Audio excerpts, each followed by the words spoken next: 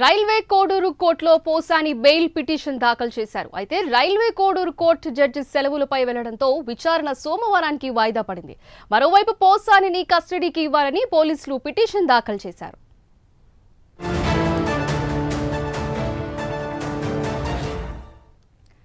Right, దీని గురించి మరింత సమాచారం మా ప్రతినిధి సుధీర్ అందిస్తారు. సుధీర్, చెప్పండి. Good afternoon. ముఖ్యంగా చూసుకుంటే ఏదైతే వైసీపీ నేత అలాగే పోసాని కృష్ణమురళిని అయితే కనుక ఓల్వారిపల్లి పోలీసులు అరెస్ట్ చేసి ఇప్పటికే కోర్టు ఎదుట కూడా హాజరుపరచడం జరిగింది. అయితే ఇప్పటికే ఆయన 14 రోజుల పాటు కూడా రిమాండ్ ఇవ్వడం జరిగింది.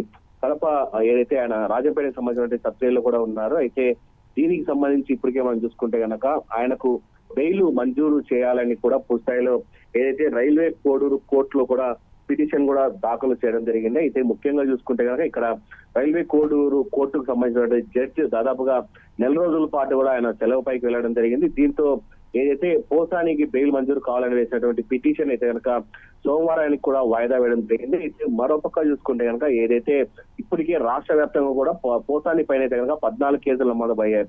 అందులో భాగంగా కూడా ఏదైతే అనంతపూర్కు సంబంధించినటువంటి పోలీసులు అయితే కనుక రైల్వే కోడూరు కోర్టు కూడా చేరుకోవడం జరిగింది. వాళ్ళు కూడా ఏదైతే పిటిషన్ కూడా దాఖలు చేయడం జరిగింది. ఏదైతే పోసానిని తమకు కస్టడీకి ఇవ్వాలని చెప్పి అనంతపూర్ పోలీసులు కూడా కస్టడీ దాఖలు చేయడం జరిగింది. దాని మీద కూడా ఇంతవరకు ఎటువంటి స్పందన రాలేదు. పూర్తిస్థాయిలో మరో 1-2 గంటల్లో కూడా దాని మీద కూడా కోర్టుకు సంబంధించినటువంటి దానిపైన రావాల్సి ఉంది. మరో పక్క చూసుకుంటే కనుక ఏదైతే కోములవారిపల్లి పోలీసులు కూడా ఇప్పటికే రిమాండ్ లో ఉన్నటువంటి ఎవరైతే పోసాని ఉన్నాడో ఆయన కూడా పూర్తిస్థాయిలో కూడా తమ కస్టడీకి 2 రోజులు కాదు 3 రోజులు కూడా ఇవ్వాలని చెప్పి వాళ్ళు కూడా పిటిషన్ దాఖలు చేశారు. ఏదేమని చూసుకుంటే కనుక ఏదైతే జడ్జి సెలవుపై వెళ్ళినందులోనే పూర్తిస్థాయిలో కూడా ఇప్పుడు వీళ్ళు వేసేటువంటి పిటిషన్లు కూడా సోమవారానికి వాయిదా పడడం జరిగింది.